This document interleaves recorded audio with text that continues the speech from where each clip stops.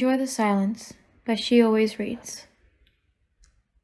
The Dark Lord knew, of course, that Draco had lied about Harry Potter. Draco might have been able to occlude against his father, weak-minded as he was, and his aunt, mad as she was. But his defenses were nothing in the face of Voldemort's force of will. It was wild and powerful as his rage crested Potter, slipping through his grasp once again. The torture began immediately, and lasted for eons. Draco screamed. Everyone screamed, no matter how strong they thought they were. But after a while he stopped. Not because it wasn't agony. It was. But because there was nothing left in him. He screamed it all out till his lips were sticky with blood.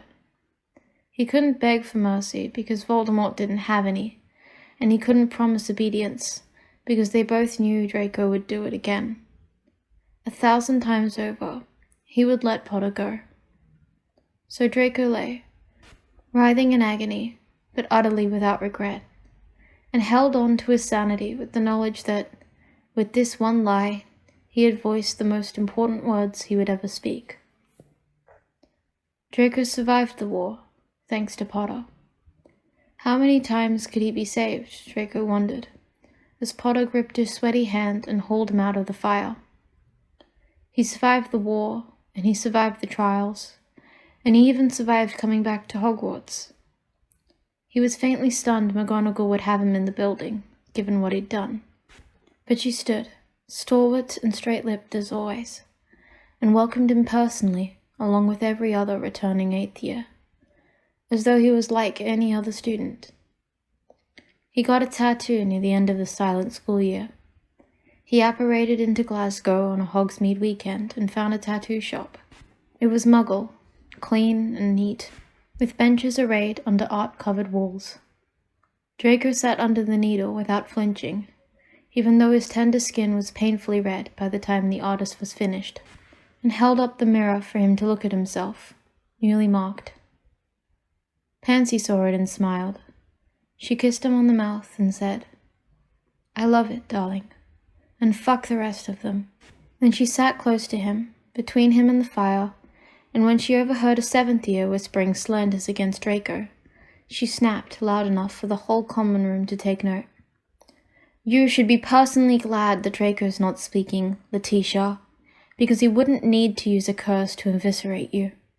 Then she settled down and told Draco that she'd slip some itching powder into the girl's knickers drawer the next chance she got. McGonagall frowned in that new way she had that looked more like sadness than anger, and continued to teach him ways of casting non-verbal spells.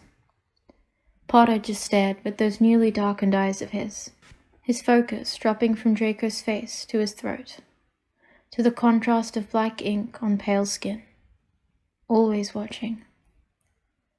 5 years later, Potter's eyes still dropped from Draco's eyes to his throat, revealed now by the softly worn neck of his very Muggle t-shirt. His gaze lingers. There are new additions to Draco's collection of tattoos for him to look at. The bold script of "Enjoy the Silence" is flanked now by delicate florals, and there's a question mark on the inside of his elbow, a reminder to question himself. Draco is still silent, but it doesn't seem to bother Potter. Potter just says, "Do you want a drink?" and accepts Draco's nod, and buys him a snake bite in black. It's tart, sweet, bitter, and Potter touches the hollow of his own throat, while his eyes lay heavy on Draco's. There's no sadness there, no pity. Just curiosity, challenge, heat. "How do you work stuff out then? Get what you need?" Potter asks. Draco shrugs with a smile, taps his pinky against the little notebook that sits on the bar next to his drink. Potter flushes slightly. "Okay, yeah, that was sort of obvious. I remember in school you had that little bit of parchment you used." Draco opens the book and uses a Muggle-friendly biro to write with. It was charmed, easier. And Harry nods sagely, then orders them another drink, after a nod of assent from Draco. It turns out that Potter is happy enough with quiet. He doesn't babble to fill the silence like people usually do. Instead, he settles into it like it's something tangible, something comfortable that he's content to be wrapped in. He makes Draco comfortable with it too. There's none of the pressure, or worse, pity, that comes from people who get to know him and spend their time simply waiting for him to speak. Against all of Draco's expectations, Potter does enjoy the silence. It might have been chance that had Potter walk in the door to Draco's local that first time, or the draw of the band that was playing that night. But it's not what keeps Potter coming back to sit next to Draco at the bar, or in the secluded little booth with the Velvet Underground poster on the wall. Potter never sits opposite Draco, only ever next to him. First, with a carefully polite distance. But after St. Patrick's Day and one too many pints of Guinness, the space between them is eroded. Now they sit shoulder to shoulder, sometimes in silence, sometimes with Potter telling Draco stories about the work he's doing on the new wards at Hogwarts, sometimes with the twang of guitar and the wash of drums drowning out their quiet. Back in school, Draco had always thought of Potter as loud and bombastic, a glutton for attention and undulation. Maybe Potter has changed, or maybe Draco had been wrong the whole time. Draco is self-aware enough now to acknowledge it was likely the latter. Potter might not be loud, but he does talk to Draco during their nights at the Black Heart. Haltingly at first, but then with ease, and then with intimacy. He waits, eyes searching until Draco nods in approval, before he leans in to kiss him for the first time. They're standing outside the pub, and someone hoots and whistles at them from across the street, and Draco almost drops his cigarette with the sweetness of Potter's lips. Potter breathes in his gasp, then licks into his mouth. Draco doesn't take Potter home that night, just kisses him and finishes his cigarette, and drags him back to the crowded bar to catch the end of the set.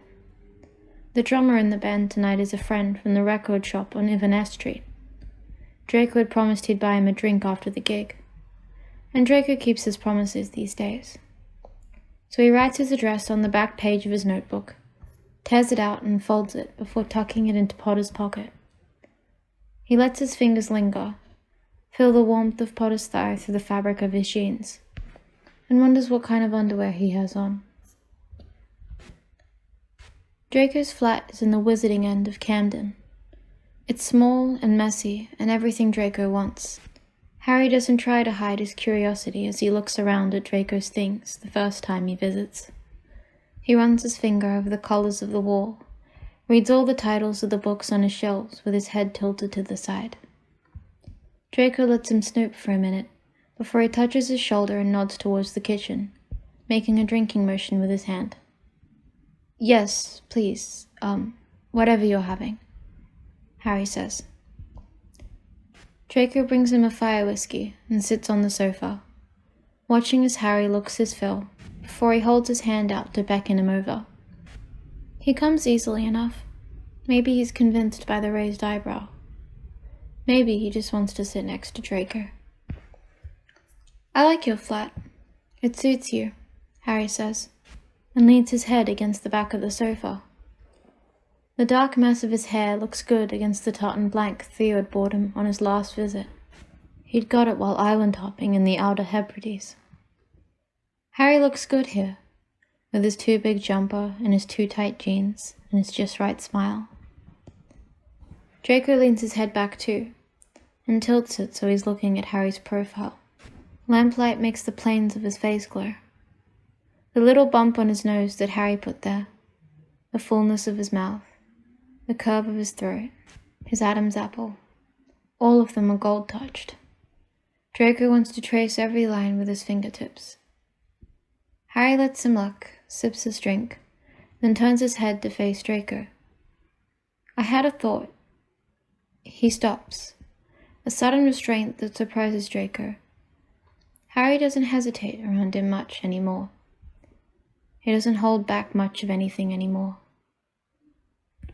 Draco nudges their knees together, partly because sometimes a bit of contact helps Harry relax. but mostly because he likes the way it feels to have Harry against him. He summons his parchment, wandless like McGonagall had taught him, and smooths his thumb over the surface. Care to share? Curls out in his own handwriting. The clever charm work courtesy of Agatha from Magical Aids and Assistance Center, a post-war establishment. He relies on a biro when he's in Muggle areas, but this is so much easier. Harry hums and smiles, the crooked one that looks a little wry, a little self-deprecating. It might be a bit much, he says. Draco rolls his eyes and knocks his knee a little harder against Harry's. All right, Harry laughs. All right. Well, and you've got bony knees. Right. Obviously, feel free to tell me to fuck off. Yes, I know, you'll never feel less than free in that department.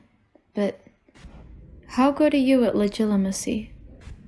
If Draco still actually spoke, that might have stunned him into silence. They haven't even had sex yet. Harry doesn't look nervous, despite his hesitation. He just waits with that same patient lack of expectation that makes Draco so comfortable around him. So Draco takes his time, feels around the idea of it. No one's ever suggested it before, not because it isn't an obvious solution, but because who would let him into their mind? That's, he writes, and Harry takes a breath to speak, but is quiet at the narrow-eyed glare from Draco. Shh, give me a minute. It's quite mad, really, despite the logic. It's mad because it's legitimacy. It's sharing their thoughts, their memories, their feelings. Draco might not like what he found. Harry might not like what he found. Things feel easy between them now. It is easy, but it's also complicated. Not speaking makes it easier, and this would be a step right into the maelstrom of their complicated insides. Harry might have the appearance of a simple man. He likes his lager and pints, his music loud, and apparently he likes his men slim and blonde. But Draco knows better.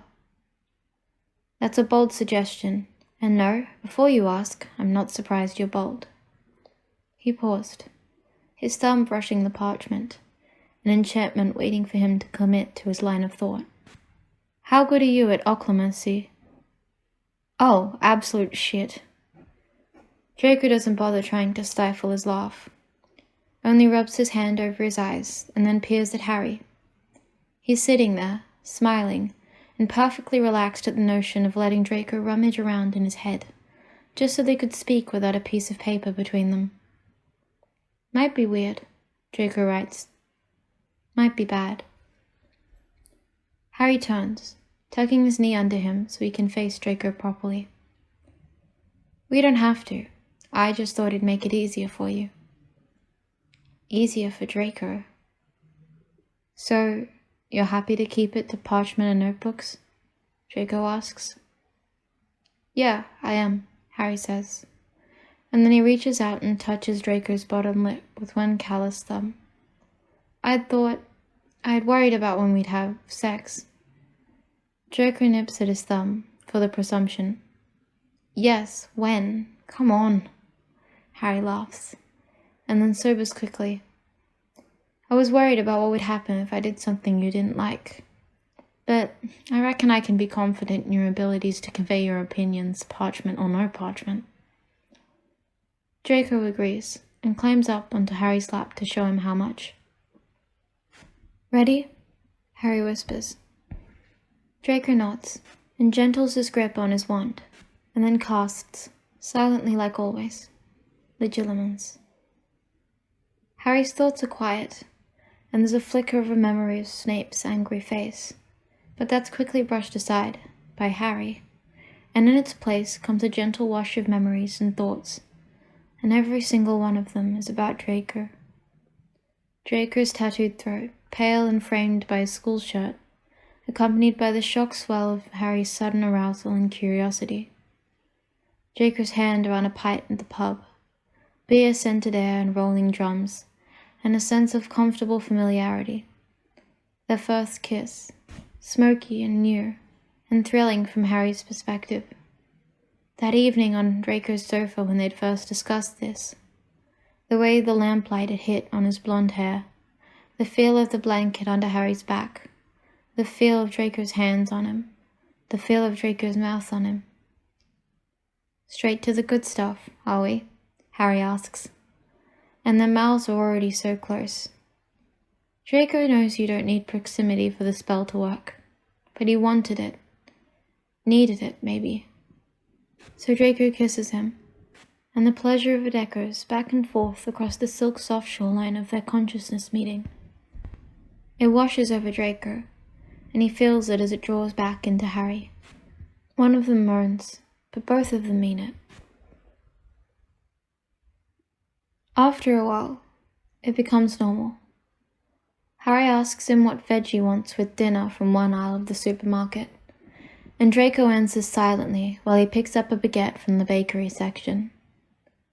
Draco lies back on the sofa and imagines a huge spread from the local Indian takeaway in increasing detail.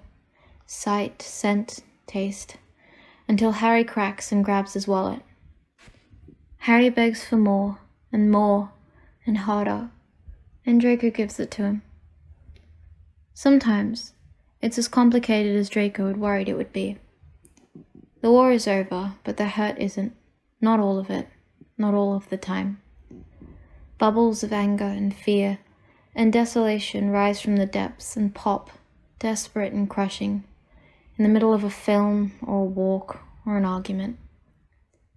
Draco draws back the first few times. He strips himself out of the connection like it burns. Because it does.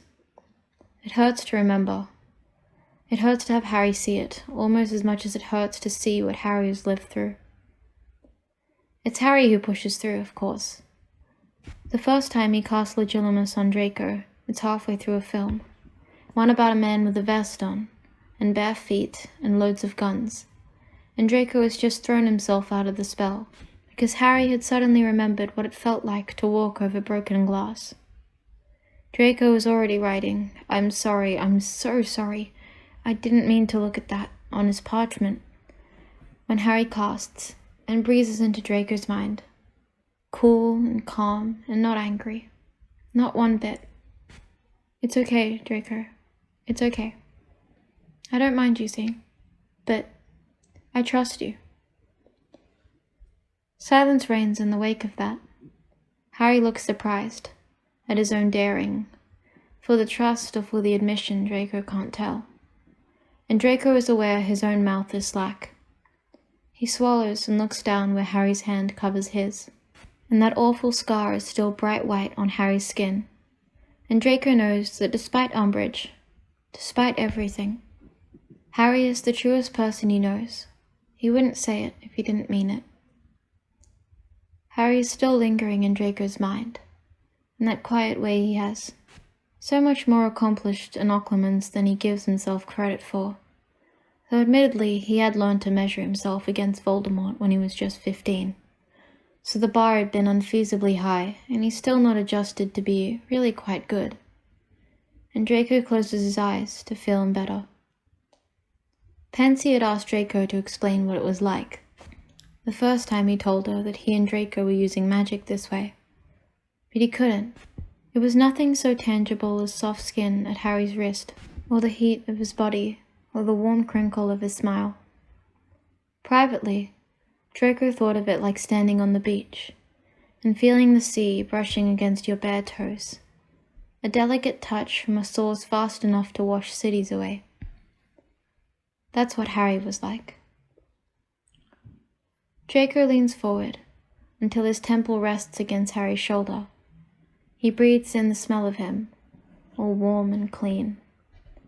Harry gently remembers the walk they took around the queue, and Draco's mind fills with greenery, the way Harry had felt when they held hands.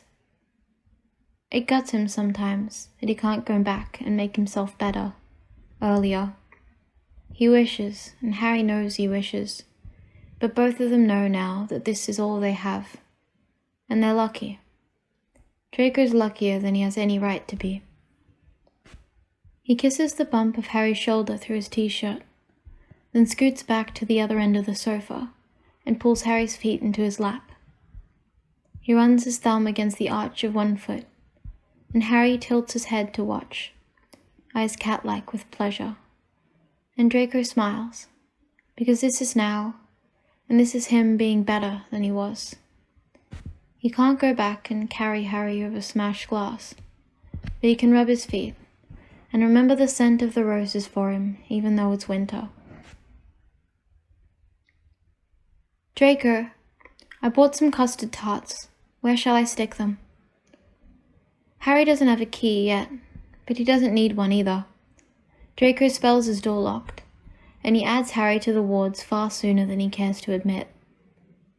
Draco pops his head out of the bathroom, toothbrush halfway in his mouth, but Harry leaps over and grabs his hand. No, don't brush your teeth. Draco pulls a face, and Harry laughs. Not yet, he says. The tarts will taste grim if you do your teeth first. Harry kisses him, uncaring of his morning breath, and then turns back to the kitchen with his grease-spotted bag full of perfect Portuguese pastries. Draco drops his toothbrush back in the cup by the sink and follows him. Harry's comfortable in Draco's flat. He knows where everything is. In a minute, the mocha pot is on. The scent of coffee is rising already, and he's laying the pastéis de nata out on his favorite plate, the Clarice Cliff one, bold and vibrant, and worn with loving use. Harry has a favorite plate in Draco's home, and he brings him sweets on a Sunday morning, when he didn't even sleep over the night before. He kisses Draco, even with unbrushed teeth. He trusts Draco. He trusts him. Draco pulls him away from his pastry arranging and looks at him, really looks at him. And then it's easy, even though he half thought he might have forgotten how. Harry, Draco says, and his voice is a little hoarse, but it's clear, and it carries on even though Harry looks like he might fall over with surprise. Tell me you know. Tell me you know I love you. Draco grabs him, holds his waist like it's a lifeline, and rests their foreheads together. I do now, he whispers. Draco has to kiss him, so he does. The kitchen smells of coffee, and the table is digging into his back, but this kiss is how he says it, how he really says it. No words and no magic, just the two of them. Later, in bed, after feasting on flaky pastry and meltingly creamy custard, and then kissing, until kissing turned into another kind of feasting altogether, Harry finally speaks. Why now? He asks. And Draco knows what he means, and he knows he doesn't have to answer, but he wants to. For the first time in a long time, he wants to. Because I finally had something really important to say.